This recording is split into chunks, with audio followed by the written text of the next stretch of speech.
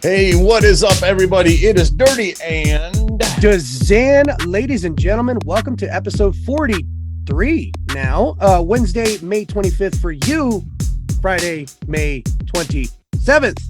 How you doing, Dirty D? How's it going, man? How's it going? all right. It's not going well, my friend. No, it is not. I think we would be remiss if we didn't send out our thoughts and prayers for those poor families in Uvalde, something like that, Texas. And I'm really sorry. I didn't find out about this until late last night, and today has been an absolute blur in my life. So, right. And it's going to continue to be one for the rest of the day. So, I'm really sorry, but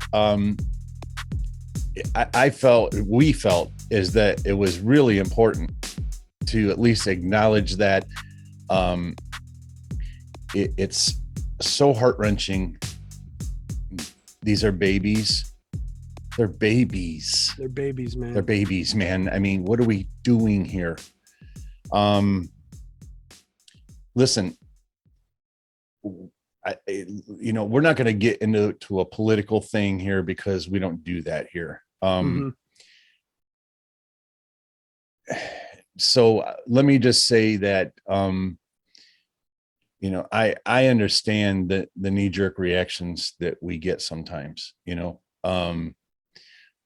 but at the same time, we got to be careful not to let things spin away from us to a degree that we start making decisions and have regrets on those decisions. So it's better to ask for forgiveness than for permission, right? We know that story. So it's kind of the same thing. So, but at any rate, our heartfelt prayers and thoughts to anybody that has to deal with that. That is so unimaginable for DZAN and myself to have to go through that as a parent. It's so mind numbing. It's heart numbing when you see things like that.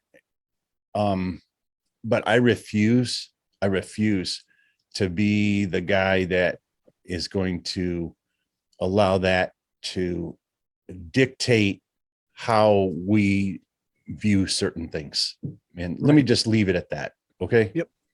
Yeah. I mean, you said it perfectly. I mean, it's the type of thing that just leaves you seething. I mean, you're just like, you're so pent up with anger and confusion, and honestly, terror, you know what I mean?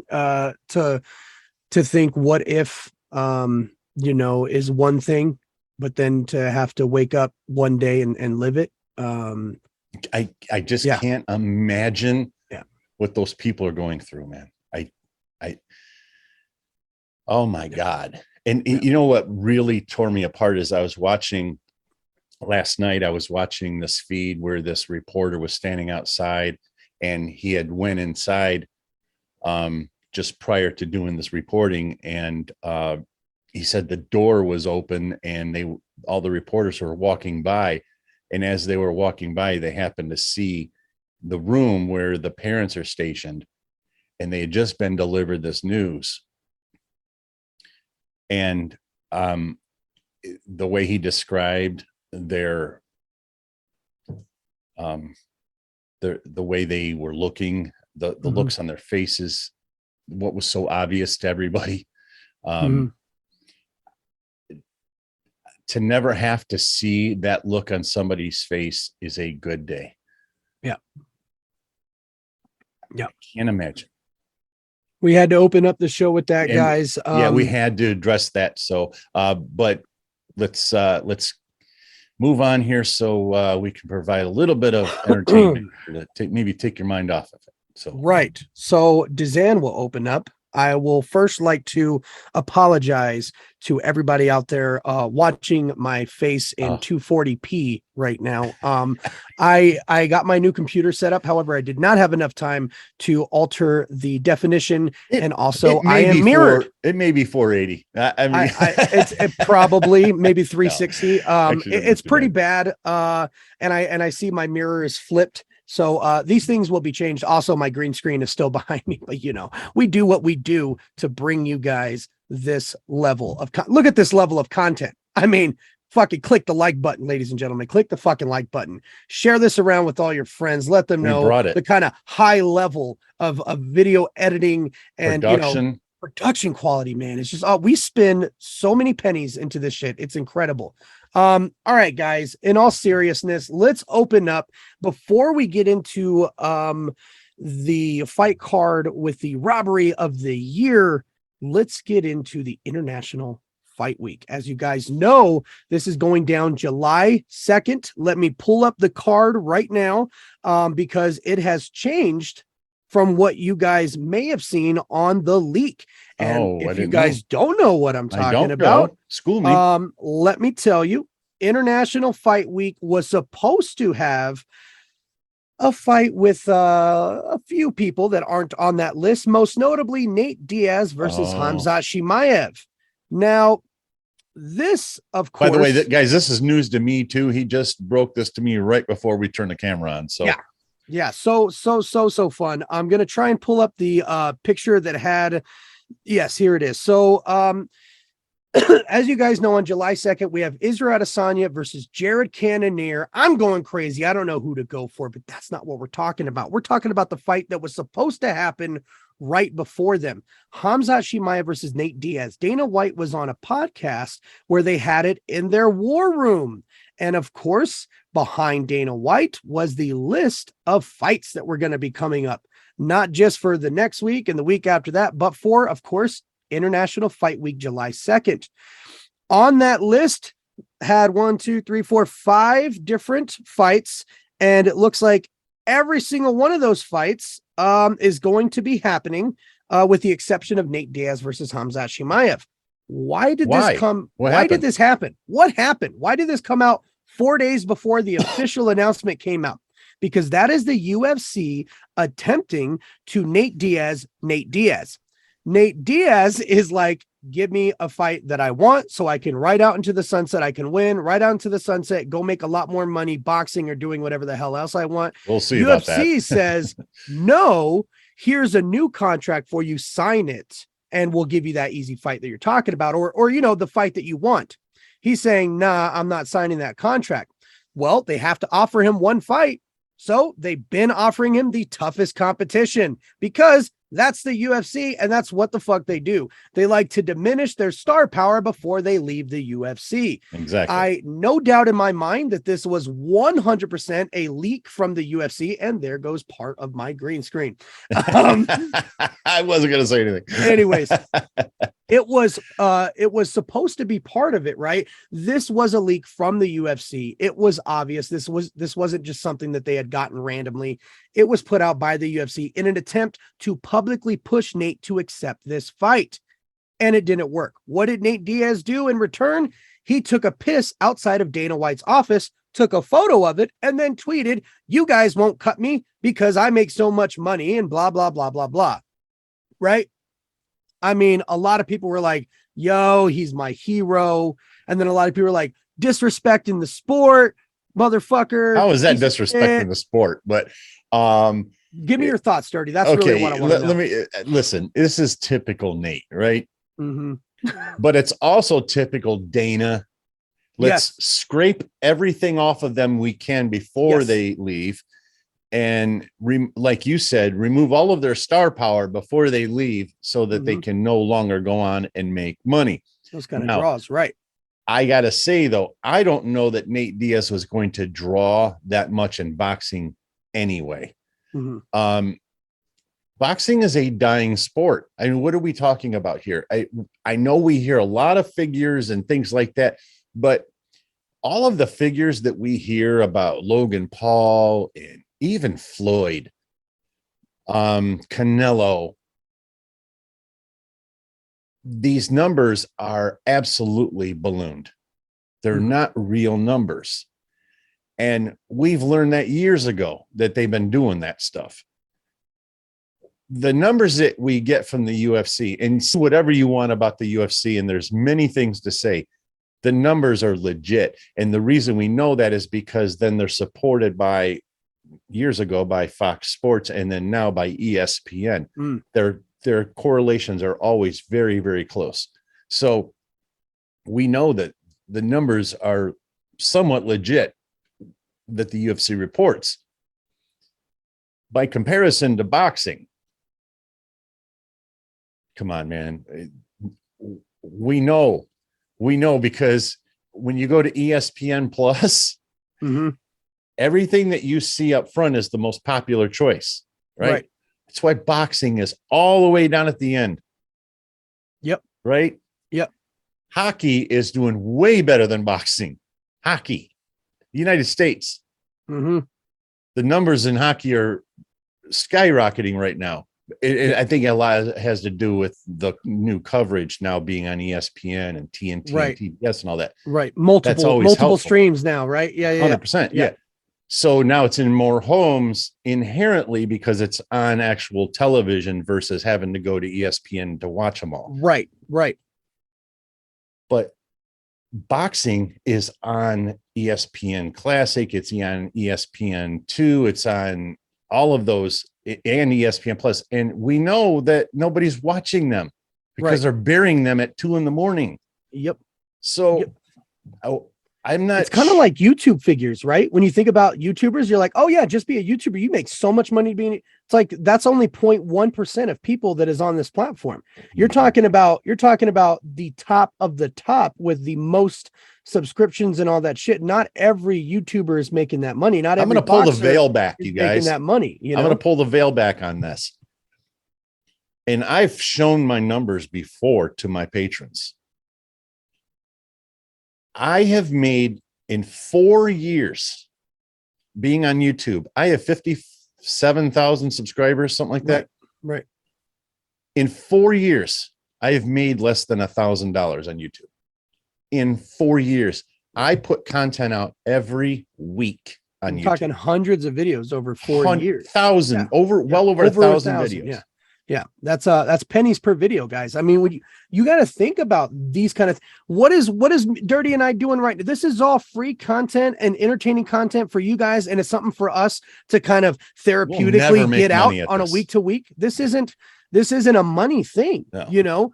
And I think people really need to start realizing that that's not a sport you go to make money unless you are the top of the top or a gigantic name fighting somebody of that caliber. Right. You just don't get it. I want to honestly, and no disrespect to the GOAT, but let's ask Anderson Silva, how much is he making right now? I think you're going to say Artem. No. That would be really good. But like, how much do you think Anderson is pulling in per fight right now? He just knocked somebody out 4 days ago. Did you know about it? I did not. That is exactly my point. That is exactly my point. And it's your point. It's our point. That's our point. Yeah. But yes, I agree. I don't think it was egregious of Nate to do this. I think he's playing business just like the UFC is playing business. And that's why the UFC didn't have any rebuttal to that or didn't say anything publicly about what Nate did. And they cleaned it up, bitch. Oh, and when they asked Dana White, why did this leak? What happened? And he said, well, stuff is put on the boards and it's just nothing is solid. That's just what we want. Right. And as you guys know, that's a fight I've been saying I wanted since last year. Yeah, we know because Nate's on his last fight. If Nate wasn't on his last fight, you wouldn't be clamoring for that matchup. Exactly. All right, guys. Now, before we get into Holly Holm. Before we move on, just putting it out there, I would love to see that fight, by the way. Oh my God. I would love to see that. And the promo pictures that came out for them, like the fake promo pictures, looked so fucking good. I saw it on Twitter. So good. Okay. Now, I think there's only two things we're talking about UFC Vegas 55. Holly Holm and my boy Chase Hooper. Motherfucking Chase. my boy's going to be a future champion. Now, Dirty D, you are more than welcome to talk about anything else during Vegas 55, but I am saving this specifically for my boy Chase Hooper. He came into this bitch at 18 years old. He's now 22, tons of experience, jiu-jitsu ace, and now look at that. And now look at that striking. Woo! My boy's putting it together. Give him a few more years, my friend, and he's going to be a fucking threat, real threat. And if you remember, when he, I don't know, who was it that he fought? Just put an ass whooping on him. Oh, two in a row where the two in a row. The last one, I believe it was Bruce Leroy put a whooping on him. That was his fight before he lost. But after that, it was Thomas Almeida beat him, got him pretty close to ending it, but then Chase turned it around. But the thing is with Chase is that he does, I don't believe, and I didn't believe at the time, the same vein as Sugar Sean O'Malley is, I just don't believe they had their man strength yet. And man strength is a real thing. It's a real thing. It's a real thing. It comes from the core. Like it's a real fucking thing. It's not something that you see on the outside. It's something on the inside. You know what I mean? When you talk about old man strength or shit like that, it's not strength that you can see. This is strength that comes from within. Right. Yeah. And I think that it's also a part of just being more experienced in life and understanding your body better. Right. And what you're capable of, what you're not capable of, what you're good at, what you're not good at. Yep. And all of those things, I think, just kind of culminate into man strength, you know, but it's a real thing. It is a real thing. And I think that based on his body type, being as skinny and narrow and just small framed as he is, even though he's taller, he's very narrow framed. So it's hard to gain that man strength. And you know, it just takes time. So I think that's probably might be what we're starting to see a little bit, because we're seeing an evolution. You and I have been on this train for a long time. We've always known that, you know, Askren's son is just incredible. Oh yeah. Pride and joy. Oh my God, man. I fucking did you ever see that video where he asked Jorge why he did that to his father? No, but I did see one where they were on, Ben Askren was on Michael Bisping's podcast, and Chase was there. He just happened to be there at the time. And so Ben Askren is talking to him, and he says, "Oh, my son needs to borrow the car." And he said, "Oh, your son's there?" And he said, "Yeah." And so Chase Hooper got on, peeks his head into there, and everybody just lost it. It was fucking hilarious, man. Oh yeah, they did a whole webisode thing. I don't know if you know this or not. People with Fight Pass would know this. They did. It was Ben Askren and Chase Hooper a few years back when Ben had just came into the UFC, right before the losses. Okay, he was still at the top, right, and everybody was calling Chase his son, and they actually made webisodes of him coming to see his long lost dad. It was so fucking funny. Some hilarious shit. And he actually went to his home. So that might've been during the filming of that, but that was fucking hilarious. And so he asked Jorge, "Hey, why'd you do that to my dad, man?" And Jorge's like, he's all, "You knocked out my dad, man. Why'd you do that?" And he's like, "Oh, who's your dad?" Like legit straight up asked, like, "Who's your dad?" And he's all, "Ben." He's all, "Ben Askren's your dad?" And he's all, "No, I'm just kidding." He legit thought, he's all, "Wait, what?" He's all, "Ben's your dad?" Well, dude, it's like, believable. It's totally believable. Look at him, man. Totally believable. Yeah. But okay, guys, listen. I don't know who in the world saw Vieira winning that fight, but you need to take some lessons and watch a lot of fights, because not these eyes. For once in Sal D'Amato's life, he was the only one right. He was the only judge that was right. You and I are different with that. I don't mind Sal. He's the one that I don't mind. Oh, okay. See, he just fucked up really bad last time, and so he's always going to be in my head as No, I know. But he's had some bad moments. I get it. But out of all of them, he's the one that I've lived with. Right. Yeah, this was bullshit. I mean, it was complete and utter bullshit. Bullshit. numbers aside, unbelievable. put the numbers aside. Did you watch that fucking fight? If you watched that fight, how could you say outside of round 2, Vieira won 1 minute of that fight? I know people were calling out how boring it was for grinding. Watch a Habib fight. That's fucking boring. This is technical. Okay. There's a difference between being technical and having a game plan and being boring. Okay. She did exactly what she needed to do by keeping the grind on, keeping the clinch situations on. That's exactly what you're supposed to do. And it was fascinating watching the transitions in play, the level changes. If you are a real fight fan, that was a good fight to watch. Okay. And also it was heartbreaking to fucking see the end of it when they start calling out a split decision. And then as soon as I realized that it was a split decision, I was like, what? My wife and I were looking at each other like, talking about here? What? And then I'm like, well, at least she won. Right. In my exactly. Head, in your head. Yeah. In your head. I'm like, well, at least she got the victory. Well, one judge was she being grinded a one out. Idiot. Right. And then when they delivered the victory to her, to Vieira, I'm like, what? Yeah, there's no, you can't be serious. Yep. Like, yeah. And Laura Sanko did a nice piece on it too. And then I don't know if you saw Brett Okamoto. Yes.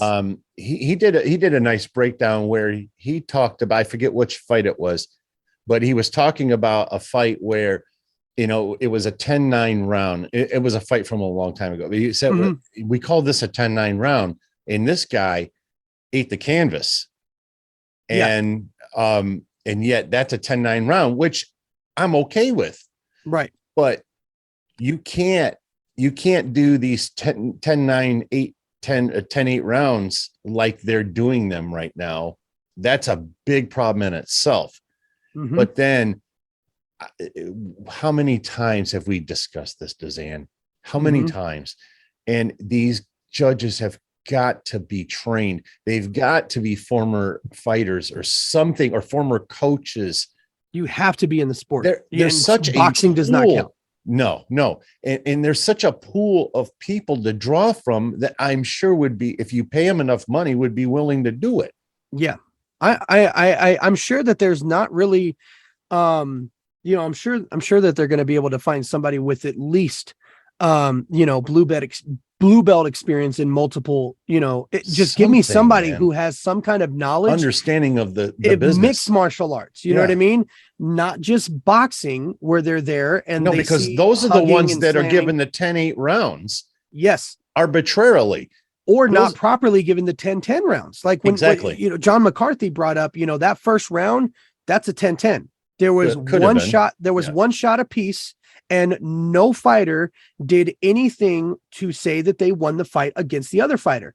And in anybody's eyes, that should have been a 10-10. Had the first round been a 10-10 of a 10-10 round?